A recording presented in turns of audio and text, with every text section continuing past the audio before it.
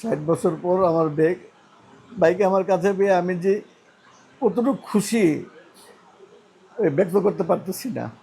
আমি তো কল্পনা করতে পারি নাই যে আমি এই শেষ বয়সে আমার বাইকে আমি পাবো। আল্লাহ পাক আমার মিলাই দিছে। আমি আর কি বলবো, আমি ব্যক্ত করতে পারতেছি না আমার বাইকে। আমি সব হারানোর পর আমার বাইকে আমি পাইছি।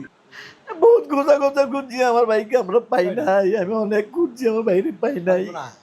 আমি কোনো কল্পনাই করতে পারি নাই যে আমার বাইকে আমি পাবো। আমি কোনো দিন কল্পনা করতে পারি নাই। আমার বড় ভাই মারা গেছে, আমি সবারে বলছি যে আমার দুনিয়া, আমার বাবার ঘরে আমি একা, আর কেউই নাই। আমার সব চলে গেছে আমার বাইকে পাইয়া। এখন আমি মনে করি আমার 3 ভাইয়ের 1 ভাই চলে গেছে, আমরা 2 ভাই আছি। আপনারা দেখেন, আমরা এই যে 2 ভাই, আপনারা যাচাই করেন, যাচাই করেন। এটা কি অন্য কিছু আর আছে? লুকানো কিছু আছে? তাহলে আপনারা বলেন। আপনারা দেখেন, আমার নাক দেখেন, আমার ভাইয়ের নাক দেখেন, আমার চেহারা দেখেন, আমার ভাইয়ের চেহারা দেখেন।